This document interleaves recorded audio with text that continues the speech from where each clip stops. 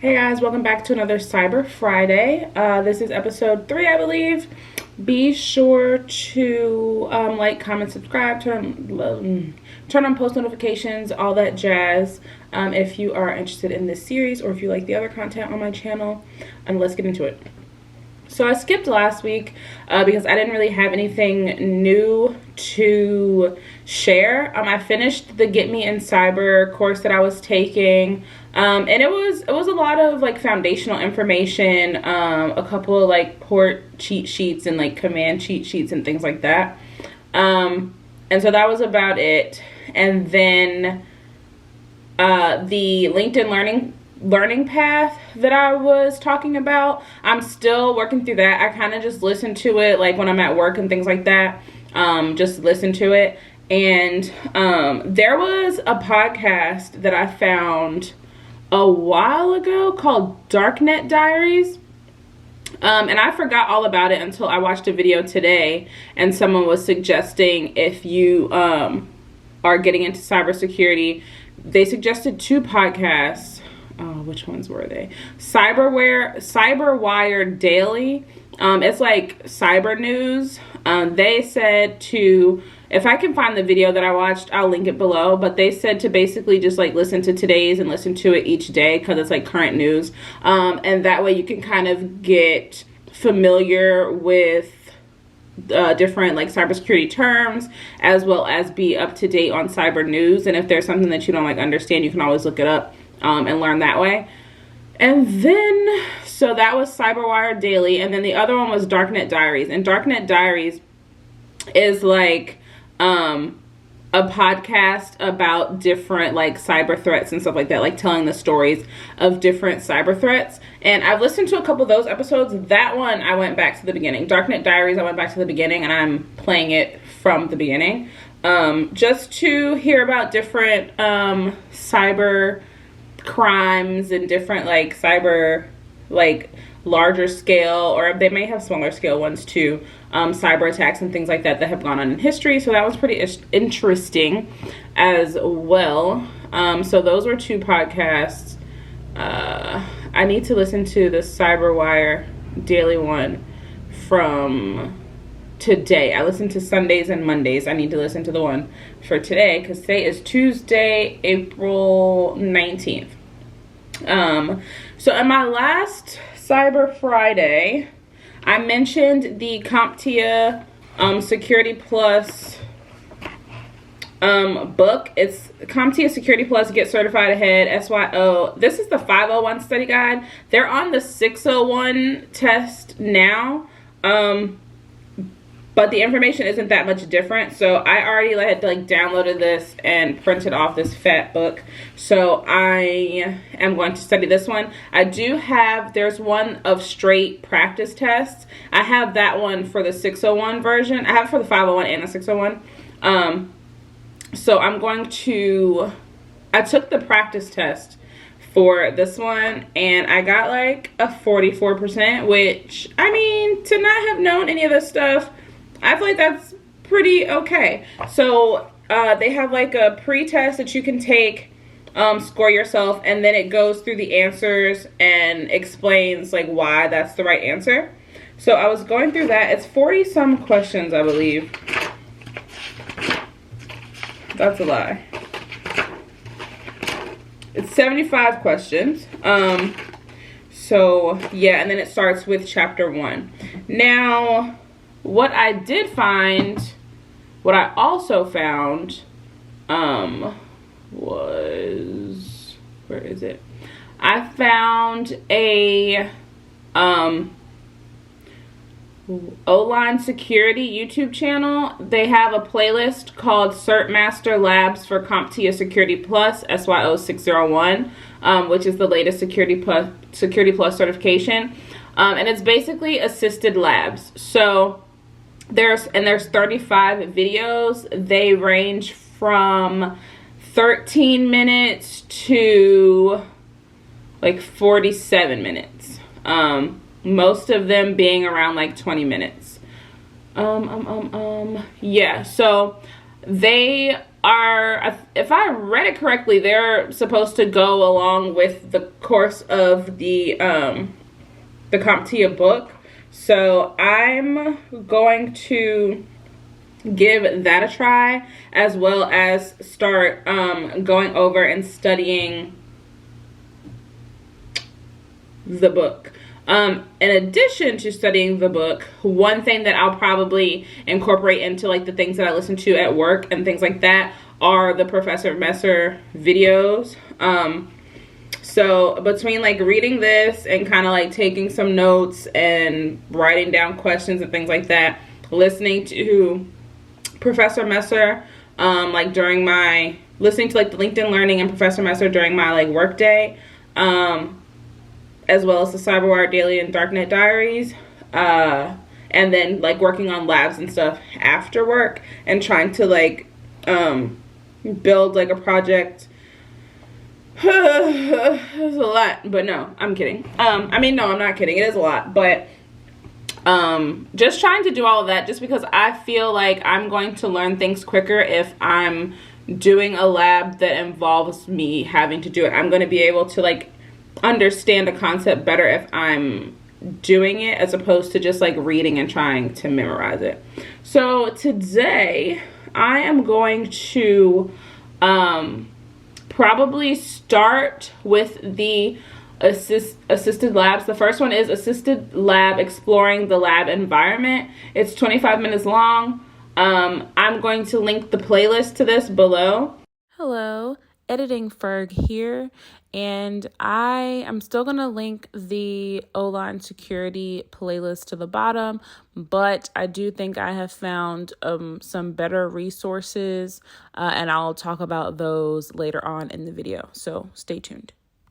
I'm going to do that, and then I'm probably going to, if I can find some flashcards, I will, like some flashcards online, then I might start studying those. But there's something about like writing stuff down for studying that just makes me get it. So yeah, I don't know. I'm kind of just going with the flow right now. I'm gonna do the assisted labs, and then I might switch to reading and studying and things like that. So just stay tuned, and we're just, you know, we're gonna figure this out together. But I'm really excited about the labs because I watched one of the videos. It was, which one was it? I started the Applied Lab Configuring Identity and Access Management Controls, and that was really interesting. I didn't know like most of what he was talking about, but it was interesting, and it has me excited to start like hands-on things. And basically what I typed in to even find this, I was Googling like cybersecurity guided labs, because I need like a guided lab or like a guided project or whatever to start me off, and then hopefully once I get the hang of things, then I can kind of start doing things on my own, and then just Googling when I need like extra help with something. This light makes me look like I got hella bags under my eyes, but I might just have hella bags under my eyes. I'm gonna get a new nose ring one of these days so y'all don't have to keep seeing it hanging out of my nose. But until then, I apologize. So yeah, that's what I Googled to find that. So and then I got on YouTube and I was like Vulnerability Management Lab, and this was one of the videos that popped up. And then I went to their YouTube channel and then went to their playlist, and there's a whole slew of these bad boys. So I'm excited to start working through these and see what I learn. And then if I don't make flashcards for definitions and stuff, I'm definitely probably gonna make them for the acronyms. There are a lot of acronyms, and I just want to like know what they mean, because I can read them but I'm not comprehending the meaning because I'm just reading an acronym. I don't know what that stands for, you know? So that's one thing I'm gonna do as well. So I'm just gonna go ahead and get started now. Oh, before I forget, so Parallels, remember I had the 14-day free trial? Well, that trial expired, and it is $80 to $80 for the year for Parallels, but if you have a student email address and you have access to that student email address, you can get Parallels for $40 for the year, so it's 50% off. I don't know if that's an all the time thing or if they were just running a special, but check that out if you do have a student email that you have access to, because they do verify your email. And I know it's gonna be different, like whatever they're working on, it shouldn't be different, because I think they're working in Kali Linux. So I have Kali Linux in Parallels, so it's not like, oh, they're working on a Windows computer, or oh, they're working on whatever. They're in Kali. We got Kali because we got Parallels, so we should be good.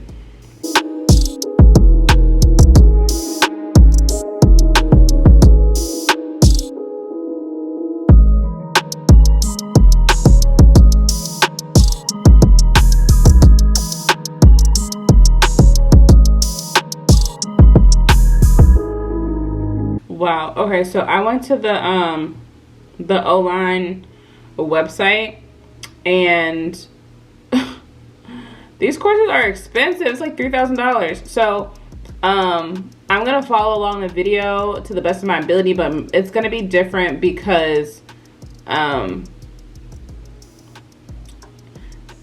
not working.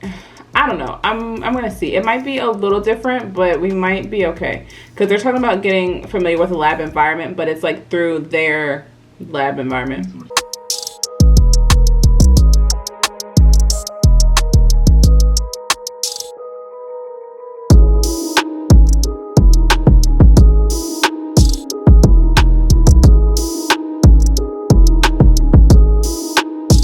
Okay, so I'm reading through the comments and people are talking about like, think this is a really good walkthrough. I'm considering buying the courses, but whatever.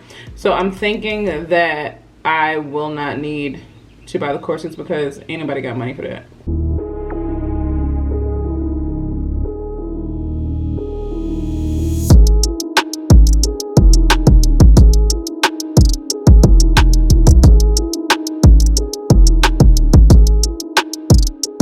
Okay, so since my lab environment does not look the same as their lab environment, I'm gonna skip down to a different video. The first one that is not exploring the lab environment is assisted lab scanning and identifying network nodes. So, you know, we're gonna jump into that and see how that works. So I'm gonna open Kali Linux on my computer.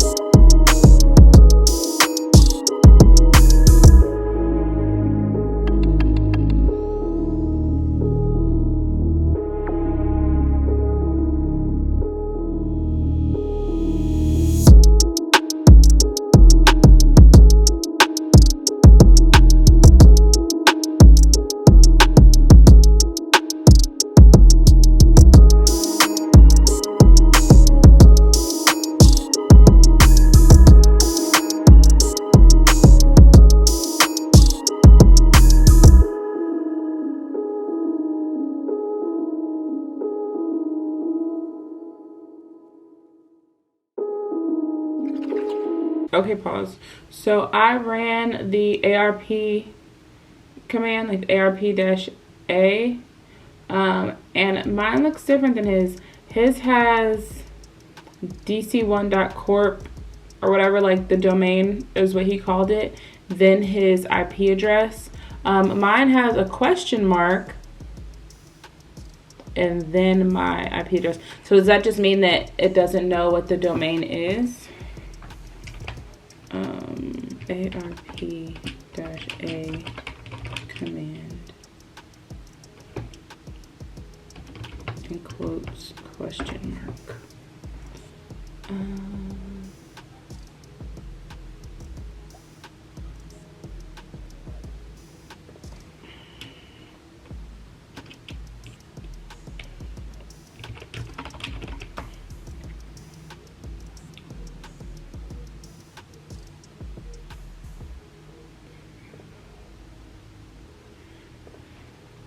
Alright, so ARP commands.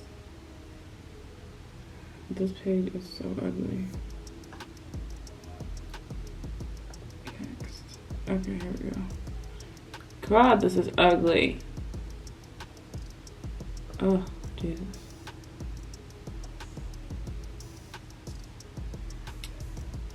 It's literally a white screen with just black letters.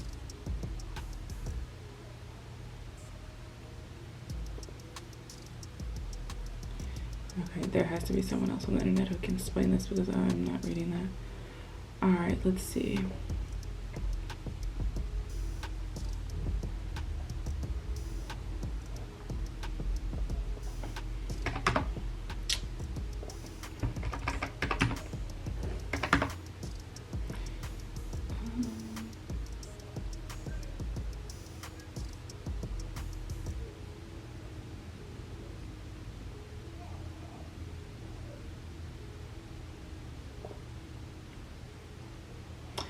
The command is used to display the ARP table for a particular IP address. It also shows all the entries of the ARP.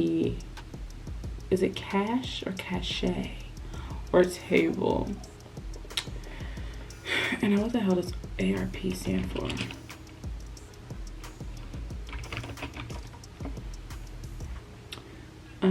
Address resolution protocol. Okay, cool.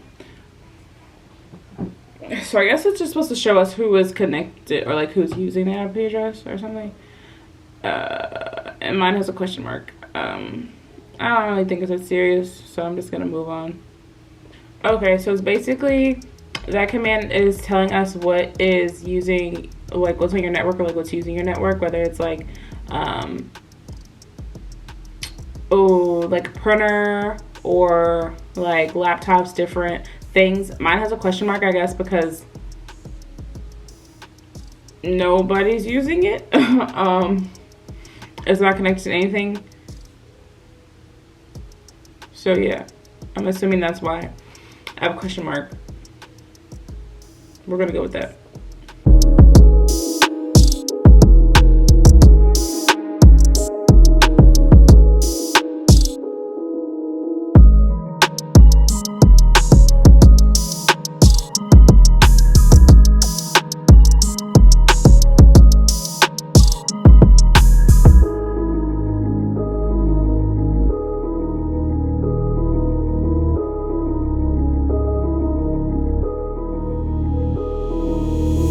Okay, so I'm getting a message. Okay, his says root Kali. Mine is saying you must be root to run this. So I guess I gotta figure out how to be root. How to be root in Kali Linux. Enabling root in Kali Linux.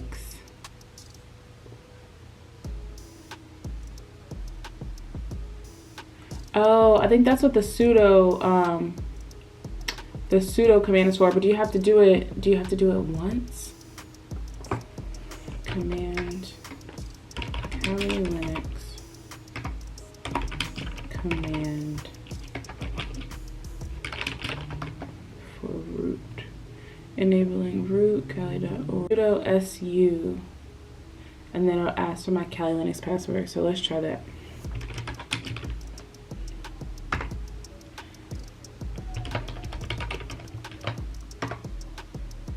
Yay! Okay, so now let's try again. We did netdiscover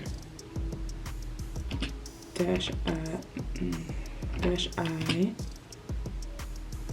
ETH0 space. I know dash R is range, and the range is our IP address. I don't know what the dash I means. Yay! It worked! I don't know what this means, but it worked. Alright, let's go back. Okay, so his has 4 IP addresses that pop up. Unknown vendor, then Microsoft Corporation. I wonder if that's because he has Windows or something. I don't know. But mine is Parallels, I guess because I'm using Parallels, and then unknown vendor, which is me, maybe? I don't know. Maybe he'll explain it. Also, I'm screen recording to like show you guys, but I guess I should Google like, is it safe to show my IP address?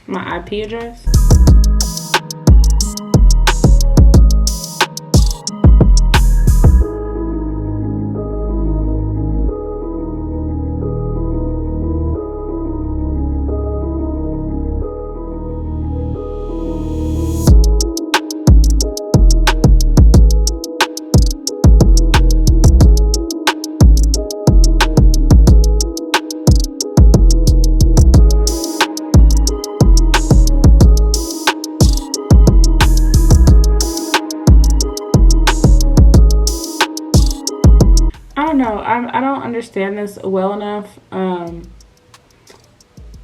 to know. Like for training purposes, like they're showing their IP addresses, but are these IP addresses for like training purposes or not? You know? I don't know. That's gonna be hella editing to like try to get that off the screen. I don't know. I'm gonna keep going and then I'm gonna do some more research. Okay, so he basically showed you how to set up a static IP address, but he didn't really explain like why you would want to set up a static IP address.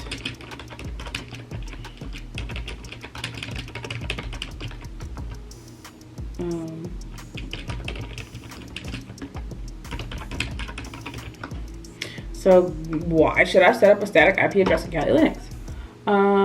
Why should I assign a static? You should assign a static IP address. Oh, why should we assign? To your computer allows it to use the same IP address every time. This is in contrast to having a router assign a dynamic IP address to your computer with IP address. That's not. It is ideal to use a static IP address for devices on your network that will need to be accessed very reliably by other systems or devices on the network. A device set with a static IP address makes sure that the device is easily found on the network since the IP address will not change. But like he showed us, like in the beginning of the video, he showed us his own IP address.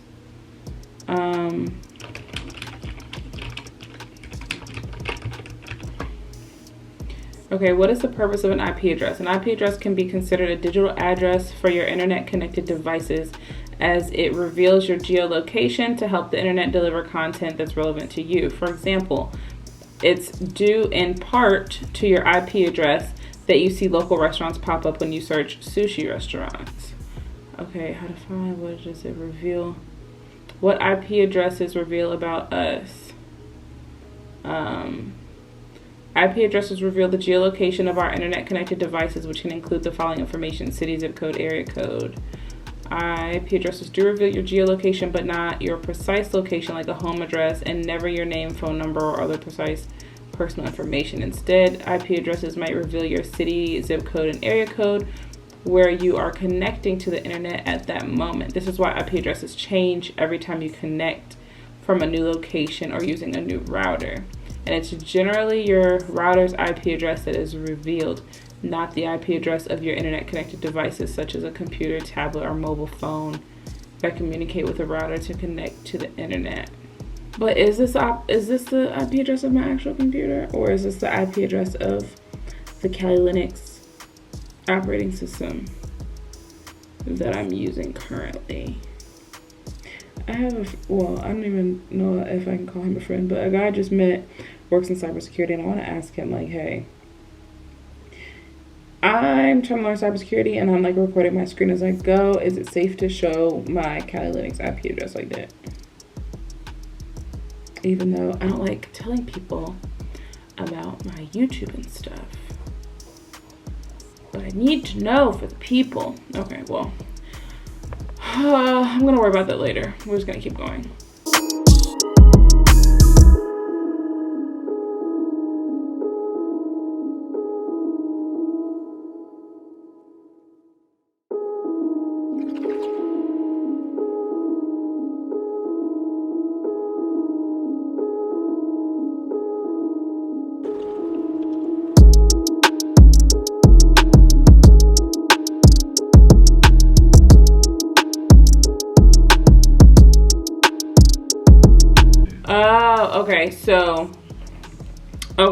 So you have, like, I think it's a forward lookup is where you have a host name and you're looking for an IP address.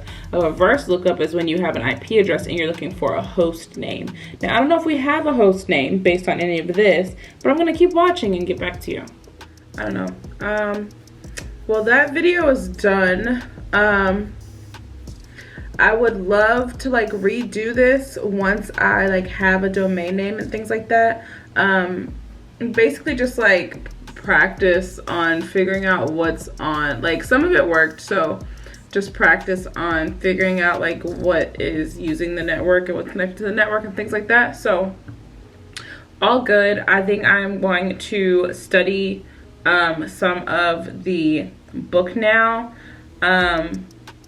If you're wondering what the CompTIA, like, book is about, like, it has like who the book is for, about this book, how to use this book. It has, like, about the exam passing score that might be outdated, I'm not sure. Exam prerequisites, beta questions, exam format, question types, multiple choice, performance based, and question complexity. A voucher code for 10% off.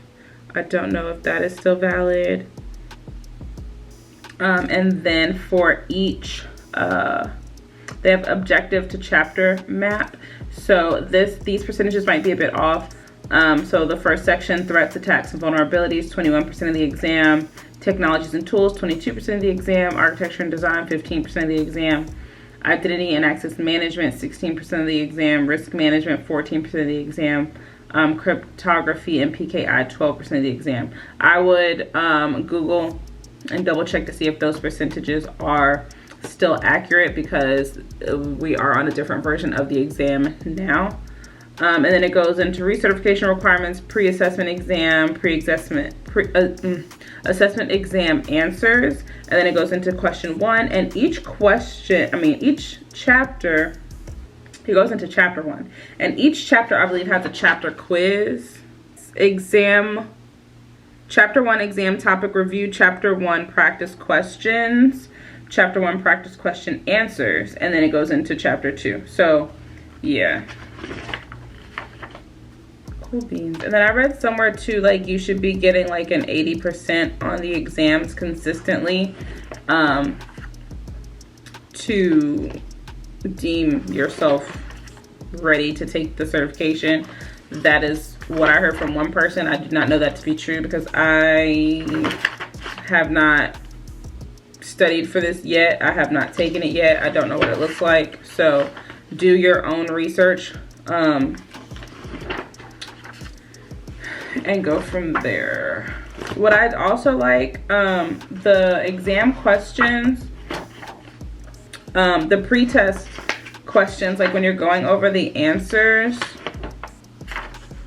Where is it? Where is it? Where is it? It tells you. Does it tell you?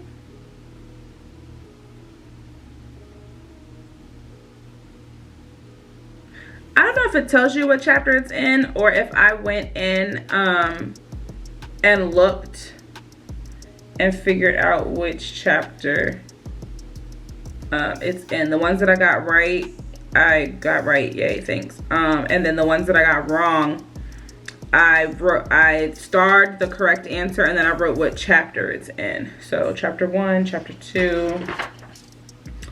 Oh, they're going in order. Chapter 3. Okay. So, yeah. But I didn't finish going through the test. But yes, so I'm gonna start studying this. There was like a port scanner project that someone in Python as like a GitHub project to put on your resume. So I might see how simple or how difficult that is because I've never used Python. The bootcamp I did was JavaScript. So, hey guys, I'm coming to you live from my bed. Just ignore the fact that I'm in my bed. I'm actually editing everything you've seen so far. I'm in the process of editing that now, but I did get a few of my questions answered.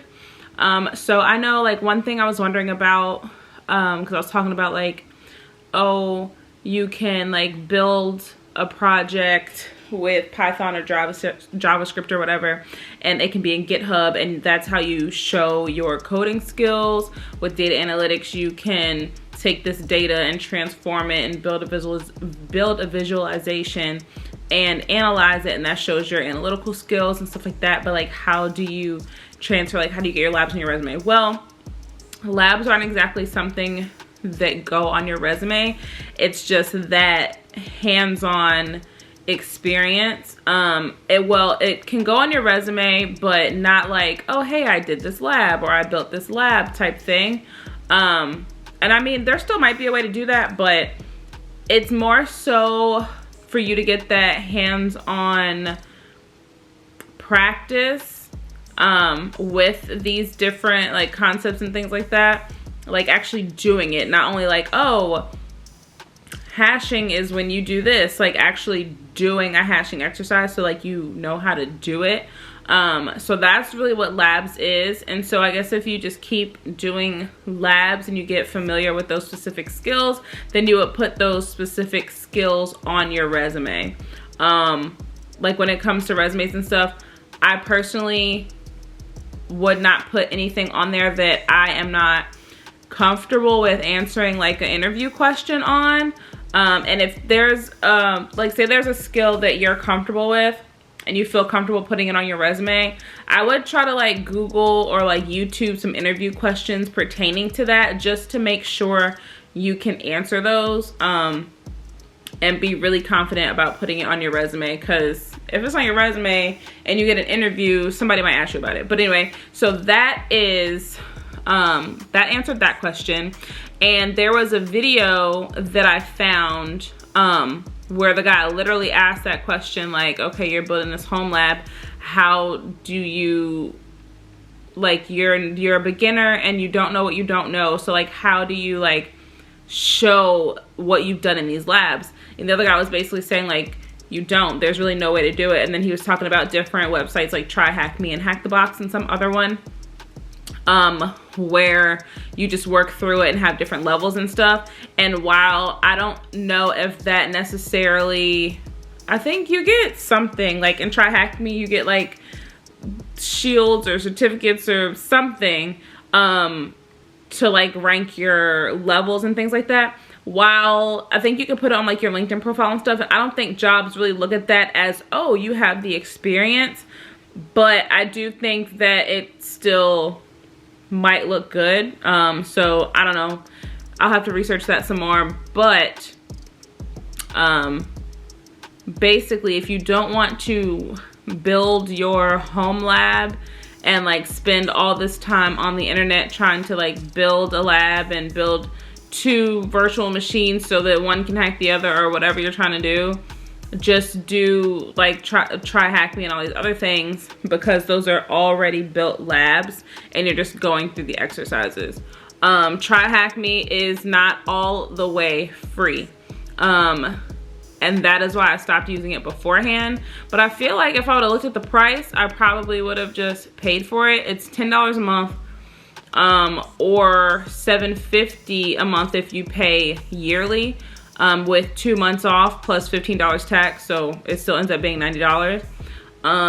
So spontaneous impulsive me just paid the $90 for the year, so I don't have to worry about it. So that's one thing. But if you don't want to do that, I went through my Twitter bookmarks, and Twitter is a great resource.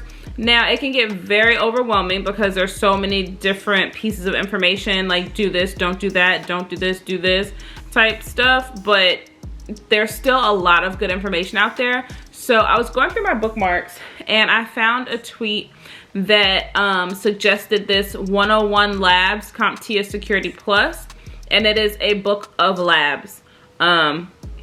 There are, let me see, how many labs are there? There's 101.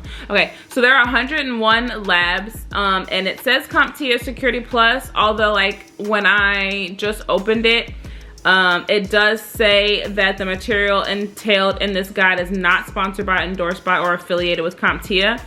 But the person on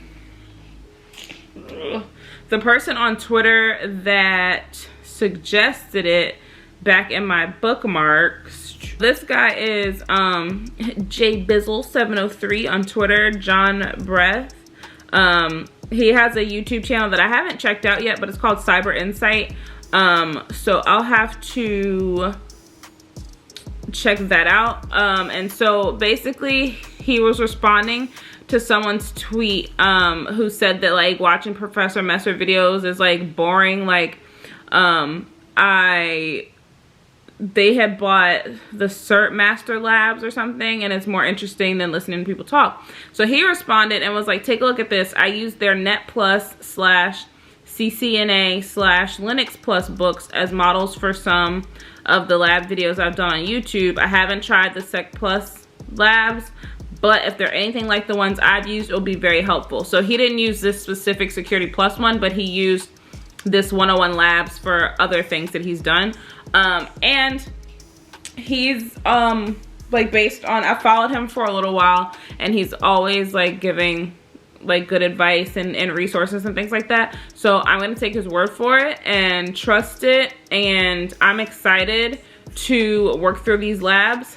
So the first, and how I got this so fast, that one website that I told y'all about, that's in the description of one of my other videos, where you can go to that place and get free books and stuff. I went to that website and typed in the name, and I downloaded the free PDF. I will put the info in the description box again for you. So it has like the introduction, it has the bios of like the 2 folks that worked on it. So like lab 1 is credential harvesting using site cloning. Don't know what the hell that means yet.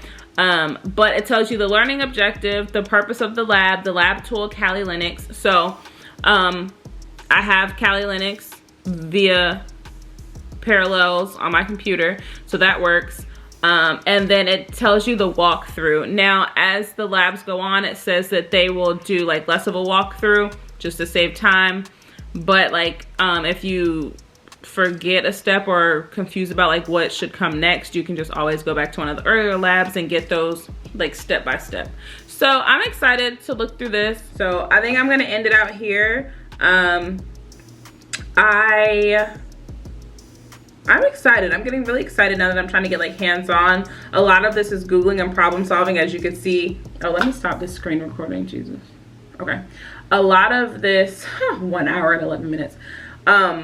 A lot of this process is problem solving and Googling what you don't understand. And especially in the beginning, you're gonna be Googling a whole lot of shit. Like I was Googling a whole lot of shit today. So but it's interesting. Things are gonna start clicking. I learned what DNS meant, but like you can see, like as I was working through, like stuff kind of started to click, which is why I like hands-on things, because it makes me like, okay, well, what does this mean? Okay, well, what does that mean? Well, why isn't this working? And then you learn more information that way. So I think that, and once I really get in depth with studying the book, I'll be able to like grasp concepts and things like that sooner. These are assisted labs and they're great, but I kind of want, and I don't even know if they exist, but should I be like logging lab hours or something? Like, oh, I spent however much time on DNS queries and da-da-da. Like, should I be doing that, or is there like a lab out there? Like, because you know how with like coding and stuff, I can build a project and this shows you that like, okay, I wrote all this code and my code is working. And with like data analytics, it's like, okay, I took this data and I made a visualization and I analyzed it, so that's showing that I know what the fuck I'm talking about. How does that translate over into this? Like, I guess the port scanner project might be one, but I'm trying to figure out, like, I just have to look more into that, like how to figure out like some labs and stuff, because these are great, like they're assisted labs, but there's no way for me to like save it and like show that like this is what I did. So I don't know, that's something else that I'll have to figure out. But thank you so much for watching. If you have any suggestions on like what I should maybe do differently, or if you're liking the flow so far, it can't really be like me teaching you things because I don't know the things. So this is kind of like you watching me learn it, I guess. So if you're on the same type of journey, you can see like, oh, okay, like she doesn't know shit. She has to Google every 5 seconds and stuff like that. So just to kind of show like the true process of it. So yeah, if you have anything that I should look into, or anything I should try, or any resources that might be helpful, send them my way. But thank you so much for watching. Don't forget to like, comment, subscribe, turn on post notifications, all that jazz. And I'll see you guys next week. Bye.